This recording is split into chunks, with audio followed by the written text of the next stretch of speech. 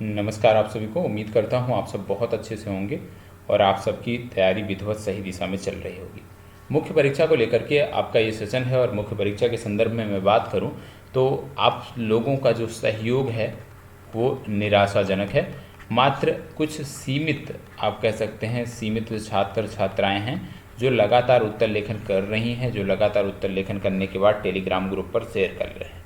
ज़्यादातर आप में से ज़्यादातर जो छात्र हैं वो इसमें अपनी रुचि नहीं दिखा रहे हैं, लेकिन कोई बात नहीं। हमारा उद्देश्य है कि यदि एक भी बच्चा ईमानदारी के साथ उत्तर लेखन कर रहा है, सेशन से जुड़ा है, तो हमारा ये कर्तव्य बनता है, दायित्व बनता है कि हम उसको बेहतर कंटेंट उपलब्ध कराएं, कंटेंट के स्तर पे कोई समझौता ना देखने को मिले। आज जो टॉपिक है हमारा वो है कार्बन फार्मिंग। आज हम बात करने वाले हैं कार्बन फार्मिंग को लेकर के कि कार्बन फार्मिंग क्या है, कार्बन फार्मिंग को प्रोत्साहित करने के लिए क्या कदम उठाए जा सकते हैं। कार्बन फार्मिंग क्या है, कार्बन फार्मिंग को प्रोत्साहित करने के लिए क्या कदम उठाए जा सकते हैं, ये आपको लिखना है। यहाँ पे सबसे पहले आपको पहला जो स्टेप होता है आपका प्रश्न देखने के बाद, स्टेप 1 होता है कि कीवर्ड को अंडरलाइन करना है। जैसे हमने पढ़ा कार्बन फार्मिंग क्या है, तो पहला कीवर्ड क्या नज़र आया, कार्बन फार्मिंग। आगे क्या नज़र आया, आगे पढ़ते हैं तो कार्बन फार्मिंग को प्रोत्साहित करने के लिए क्या कदम उठाए जा सकते हैं उसकी बात हो रही है। तो स्टेप 1 में कार्बन फार्मिंग क्या है इसको लेकर के हमने बात किया। स्टेप 2 की बात आती है। स्टेप 2 क्या होता है, जब कीवर्ड हमने अंडरलाइन कर लिया तो स्टेप 2 हमारा होता है कि संबंधित प्रश्न को कैसे लिखना है, कितने भागों में बटा है। तो आप देख रहे हैं कि संबंधित प्रश्न 2 भाग में बटा है, मतलब आपको पूरे प्रश्न को 2 भाग में बांट कर लिखना है, 50-50% में लिखना है। मुख्य भाग को यहाँ पे जब हम 50-50 की बात कर रहे हैं, मतलब मुख्य भाग को 2 भागों में बांट कर लिखना है, पार्ट 1 और पार्ट 2। जहाँ पार्ट 1 में आप बताओगे कार्बन फार्मिंग क्या है, वही पार्ट 2 में आप बताओगे कि इसको प्रोत्साहित करने के लिए क्या कदम उठाए जा सकते हैं। अब आपको यह भी देख लेना चाहिए प्रश्न पढ़ने के साथ ही कि प्रश्न ये जो लिख रहे हो इसको पैराग्राफ वाइज लिख सकते हो या पॉइंट वाइज इसको लिखा जा सकता है। इसमें किसी ग्राफ का प्रयोग, किसी मैप का प्रयोग किया जा सकता है या नहीं, ये सब हमें डिस्कस करना होता है। तो जैसे ही हमने बताया कार्बन फार्मिंग, यहाँ पे एक छोटा सा आप पिक्चर भी बना सकते हो, कैसे, अभी उसके बारे में हम बात कर रहे हैं, ठीक है। और पॉइंट वाइज क्या इसको लिखा जा सकता है, तो पॉइंट वाइज इसमें सेकेंड भाग में आप लिख सकते हो जब हम बात करेंगे कि कार्बन फार्मिंग को प्रोत्साहित करने के लिए क्या कदम उठाए जाने चाहिए। तो वहाँ पे जब हम कदमों की बात करते हैं, हाँ ये कदम उठाए जाने चाहिए, तो उसको आप पॉइंट वाइज लिख सकते हो। तो आइए शुरुआत करते हैं। आप जानते हैं कि जो औद्योगिक कृषि है, औद्योगिक कृषि के परिणाम स्वरूप भूमि से खाद्य की जो प्राप्ति है वो लगातार क्या हो रही है, कम होती जा रही है। उनमें पोषक तत्व जो होते हैं, आज के समय में जो कृषि उत्पाद हैं उनमें पोषक तत्वों की भी कमी आपको देखने को मिल रही है। साथ ही साथ वे कम कुशल एवं अधिक महंगे भी होते जा रहे हैं और लघु और जैविक खेती की तुलना में अधिक पर्यावरणीय विनाश का कारण भी ये बनते जा रहे हैं, ठीक है। आप जानते हैं कि विशेष रूप से जब हम वैश्विक व्यापार की बात करते हैं, वैश्विक व्यापार की बात करते हैं, तो आपको देखने को मिलता होगा कि लाखों लोगों को इसने, वैश्विक व्यापार ने गरीबी से बाहर निकाला है, ठीक है। पौष्टिक खाद्य तक विभेदित पहुंच, हमारे आहार की जो जैव विविधता है, आहार की जैव विविधता में जो कमी है, मोनोक्रॉपिंग जैसे जो अविवेकपूर्ण तरीके हैं, इससे क्या है, कहीं ना कहीं मृदा का क्षरण हो रहा है और लगातार मृदा में रसायनों की जो मात्रा है वो बढ़ती जा रही है, ठीक है, लगातार बढ़ती जा रही है और रसायनों की लागत भी बढ़ती जा रही है उसी अनुपात में, क्योंकि जैसे जैसे आप जानते हैं सप्लाई और डिमांड, मांग और आपूर्ति का कॉन्सेप्ट आपने पढ़ा होगा कि यदि मांग बढ़ती है तो निश्चित तौर पे आपूर्ति सीमित यदि रहे और मांग बढ़े तो मूल्य बढ़ने लाजमी होते हैं, मूल्य बढ़ता है, ठीक है। अब कार्बन फार्मिंग है क्या, कार्बन फार्मिंग की जब हम बात करते हैं तो कार्बन फार्मिंग, अभी जितनी समस्याओं का मैंने जिक्र किया, कार्बन फार्मिंग हमारी जो खंडित खाद्य प्रणाली है, कार्बन फार्मिंग हमारी जो खंडित खाद्य प्रणाली है, याद रखिएगा, हमारी खंडित खाद्य प्रणाली है, उसको ठीक करने में विवेकपूर्ण तरीकों से उसको ठीक कर सकती है या उसको ठीक करने के विवेकपूर्ण तरीकों के रूप में इसको देखा जाता है। अब बात आती है कार्बन फार्मिंग है क्या। कार्बन फार्मिंग क्या है? कार्बन फार्मिंग है क्या? कार्बन फार्मिंग है क्या जब हम बात करते हैं तो आप आसान शब्दों में समझो कि कार्बन फार्मिंग को सिक्वेस्ट्रेशन कहा जाता है। क्या कहा जाता है हिंदी में? ठीक है, सिक्वेस्ट्रेशन कहा जाता है, या इंग्लिश में इसको लिखते हैं सिक्वेस्ट्रेशन। हिंदी में भी इसको बोलते हैं वही, हिंदी में अंग्रेजी में भी इसको बोलते हैं। तो कार्बन फार्मिंग, जिसे सिक्वेस्ट्रेशन भी कहा जाता है, कृषि प्रबंधन की एक प्रणाली है जो भूमि को अधिक मात्रा में, याद रखिएगा ये लैंड है, तो इसको अधिक मात्रा में कार्बन जमा करने और वायुमंडल में जो उत्सर्जित होने वाली ग्रीन हाउस गैसेज हैं उनको कमी करने में, उनकी दर में कमी करने के लिए एक प्रमुख व्यवहारिक तकनीकी है, ये आप कह सकते हो। तो कार्बन फार्मिंग क्या है? कार्बन फार्मिंग विशेष रूप से कृषि प्रबंधन की एक प्रणाली है जो भूमि को अधिक कार्बन जमा करने और वायुमंडल में उत्सर्जित ग्रीन हाउस गैसों की मात्रा को कम करने में मदद करती है। इसमें वे सभी अभ्यास शामिल होते हैं जो वातावरण से CO2 को हटाने और इन्हें पादप सामग्री तथा मृदा के कार्बनिक पदार्थों में परिवर्तित करने में मददगार साबित होते हैं। मान लीजिए ये लैंड है आपका, इस पे ये कोई वृक्ष है, ठीक है, और यहाँ पे आपका सन है, सूरज की किरणें यहाँ पे पड़ रही हैं, और जब सूरज की किरणें वृक्ष पे पड़ती हैं और ये इसके रूट हैं, जड़ें हैं इसकी, वृक्ष पर पड़ती हैं पत्तियों पर, तो आप जानते हो फोटोसिंथेसिस की क्रिया होती है और इसके द्वारा पौधे क्या करते हैं? अपना भोजन बनाते हैं, और भोजन बनाते समय ये कार्बन डाइऑक्साइड को ग्रहण करते हैं। तो अब जो पौधों के पत्तियों ने कार्बन डाइऑक्साइड को ग्रहण किया वो इनके रूट के माध्यम से रूट में पहुंचता है, और फिर रूट के माध्यम से आप कह सकते हो कि सॉइल कार्बन में इसको बदला जाता है। रूट्स जो होते हैं इसको, इस कार्बन को सॉइल कार्बन में बदल देते हैं और मृदा की जो ऊपरी परत होती है उसी में ये जमा होता है। ठीक है, मृदा की ऊपरी परत जिसमें ह्यूमस भी होता है उसी में ये जमा होता है। तो ये आपने समझ लिया कि कार्बन फार्मिंग है क्या। ठीक है, कार्बन फार्मिंग मतलब पृथ्वी की परत में, ऊपरी परत में कार्बन का ज़्यादा से ज़्यादा जमाव, जिससे ग्रीन हाउस गैसों का जो इमिशन है, जो प्रभाव है, वो कम किया जा सके। कार्बन फार्मिंग तब तक सफल नहीं मानी जाती जब तक भूमि प्रबंधन या जो संरक्षण प्रथा हैं उसके परिणाम स्वरूप कार्बन लाभ की स्थिति कार्बन हार्म से ज़्यादा ना दिखाई दे, तब तक हम इसको सफल नहीं मान सकते। अब कृषि उत्सर्जन की यदि हम बात कर लें यहीं पे थोड़ा सा, हालांकि ये प्रश्न में नहीं पूछा गया है लेकिन हम देख लेते हैं। यदि हम कृषि उत्सर्जन की बात करें तो कृषि पृथ्वी के आधे से अधिक स्थलीय पृष्ठ को कवर करती है। आधे से अधिक स्थलीय पृष्ठ को कौन कवर करती है? कृषि कवर करती है, और वैश्विक ग्रीन हाउस गैस उत्सर्जन में लगभग 1/3 का योगदान देती है।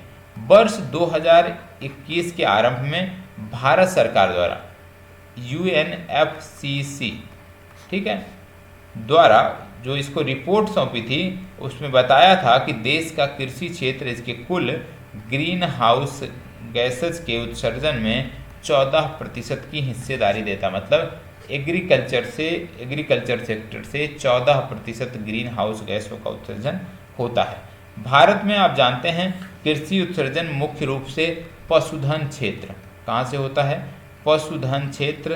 कितना? पशुधन क्षेत्र लगभग 54.6% और नाइट्रोजन उर्वरकों से 19% होता है। तो सबसे ज़्यादा यदि आप देखेंगे कि उत्सर्जन जो है, कृषि उत्सर्जन, वो पशुधन क्षेत्र और नाइट्रोजन उप उर्वरकों से देखने को मिलता है, ये आपको पता होना चाहिए। इसके साथ साथ आपको बता दें एक आंकड़ा था कि वर्ष 2016 के दौरान चावल की खेती से ग्रीन हाउस गैस का जो उत्सर्जन था वो 322 मिलियन टन था। 322 मिलियन टन गैस चावल के खेतों से उत्सर्जित हुई थी, यह आपको पता होना चाहिए। 2018-19 तक बोला गया कि ये आंकड़ा 72.32 मिलियन टन जो है वो कार्बन उत्सर्जन के बराबर हो जाएगा।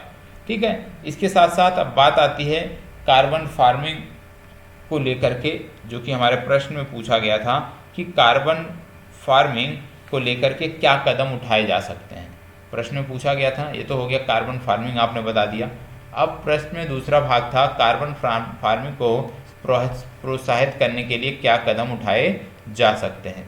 अब जब हम बात कर रहे हैं कि क्या कदम उठाए जा सकते हैं, तो सबसे पहला आता है मृदा क्षमता का दोहन।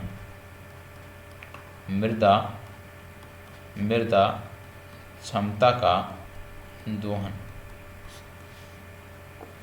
इसमें आपको बता दें तो मृदा जलवायु परिवर्तन के विरुद्ध सबसे अप्रयुक्त और कम उपयोग किए गए रक्षात्मक उपायों में से एक है तथा एक कुशल कार्बन सिंक के रूप में भी ये कार्य करती है। मृदा जो है, ये मृदा की जो ऊपरी परत है, ये कार्बन सिंक के रूप में भी कार्य करती है, और ऐसे कार्बन सिंक जिस पर पृथ्वी पर ज़्यादातर होने वाली गतिविधियों से कोई फर्क ना पड़े। भारत को अपने शून्य लक्ष्य की प्राप्ति और डीकार्बोनाइजिंग मार्ग पर आगे बढ़ने के लिए जो है इसके लाभ उठाने की ज़रूरत है। ज़्यादा से ज़्यादा कार्बन को सॉइल कार्बन में बदलने की ज़रूरत है। यह भी हमें पता चलता है कि हर साल, याद रखिएगा, हर साल दुनिया के जीवाश्म ईंधन का लगभग 25% यह उत्सर्जन का लगभग 25% दूर करती है, लेकिन अभी तक वैश्विक स्तर पर निर्धारित कार्बन प्रबंधन अभ्यासों और आख्यानों की लापता की कड़ी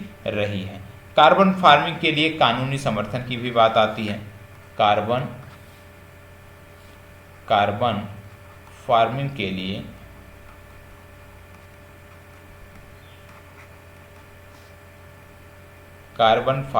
लिए कानूनी समर्थन,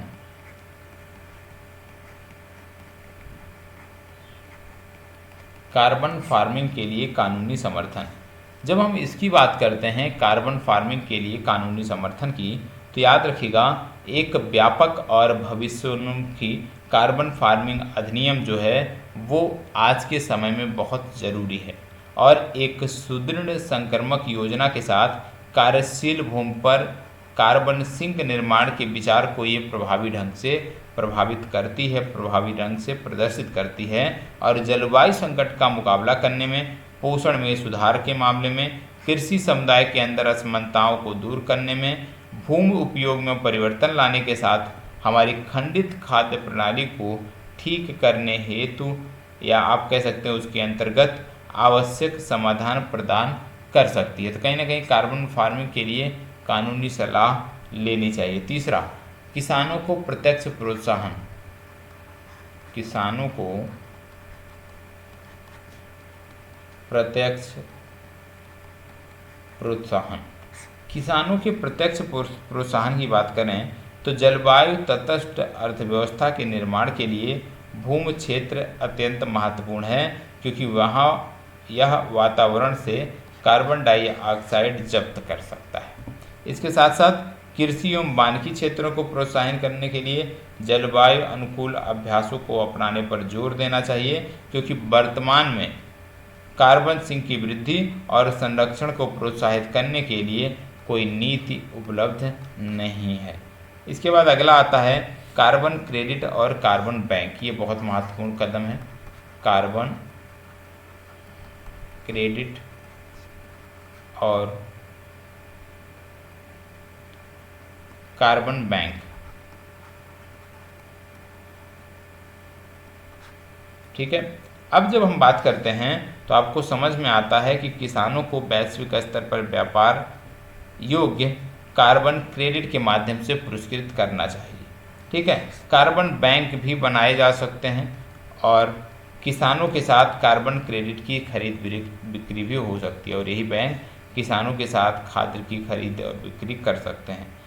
इस प्रकार से क्रेडिटों को उन निगमों में भेजा जा सकेगा जिससे वे अपने उत्सर्जन की भरपाई कर सकेंगे, और इससे जिसने भी कार्बन सिंक तैयार किया रहेगा उसको कम से कम कुछ राशि सहायता के रूप में मिल सकेगी। इसके साथ साथ बात आती है सामूहिक भागीदारी। सामूहिक भागीदारी की जब बात आती है तो आपको बता दें कि कार्बन फार्मिंग के समग्र ढांचे की सफलता के लिए इसमें आवश्यक है कि ठोस नीतियां बनाई जाएं। सार्वजनिक निजी भागीदारी को बढ़ावा दिया जाए। सटीक परिणामीकरण पद्धतियों को लाया जाए और इस विचार को कुशलतापूर्वक लागू करने के लिए जो वित्त पोषण की आवश्यकता है वो वित्त पोषण भी यहाँ पे होना चाहिए। इस कार्य को ऐसे पैमाने पर पूरा करने की आवश्यकता है जहाँ कार्बन को अवशोषित एवं संग्रहित करने वाली स्वस्थ मृदा को बनाए रखने के साथ साथ मापन योग्य कार्बन कैप्चरिंग की प्राप्ति भी हो सके। तो आपने देखा कि कार्बन सिंक है क्या, और विशेष रूप से कार्बन सिंक को लेकर के कार्बन सिंक को प्रोत्साहित या कार्बन फार्मिंग को प्रोत्साहित करने के लिए क्या कदम उठाए जाने चाहिए। और इन कदमों में आपने देखा किसानों के लिए प्रत्यक्ष लाभ हो कि भैया आप इतना कार्बन सिंक यदि तैयार करते हो, मान लो 100 जो है क्विंटल का कार्बन सिंक तैयार करते हो तो इसके लिए आपको इतना रुपये जो है वो दिया जाएगा, मतलब कार्बन सिंक की खरीद फरोख्त हो सके। दूसरा, किसानों के लिए प्रत्यक्ष प्रोत्साहन, तो ये तो हो गया। इसके बाद आता है कार्बन क्रेडिट और कार्बन बैंक। आवश्यक है कि एक कार्बन बैंक भी बनाया जाए जिसमें किसान अपनी कार्बन क्रेडिट को ले जा कर के जमा कर सकें। इसके बाद अगला आता है कार्बन फार्मिंग के लिए महत्वपूर्ण समर्थन। इसके बारे में यदि हम बात करें तो आपको याद रखने की ज़रूरत है, जो स्टार्टिंग में मैंने बोला कि एक व्यापक और भविष्योन्मुखी कार्बन फार्मिंग अधिनियम की आवश्यकता है जिससे बेहतर तरीके से इसका निगमन किया जा सके। इसके बाद मृदा क्षमता का दोहन आपने देखा ही। तो ये कुछ मुद्दे हैं जिनके आधार पे आपको लिखना है, ठीक है। कौन कौन से मुद्दे हैं, किस आधार पे इसको प्रोत्साहित करने की आवश्यकता है और क्यों करने की आवश्यकता है, वो आप लिखोगे। संबंधित प्रश्न का उत्तर, ये जो प्रश्न दिया गया है इसका उत्तर आपको कमेंट बॉक्स में भी यदि कोई समस्या है तो बता सकते हो, नहीं तो इसका उत्तर टेलीग्राम ग्रुप पर आप हमें शेयर करिए, ठीक है। चलिए, धन्यवाद, बहुत बहुत आभार।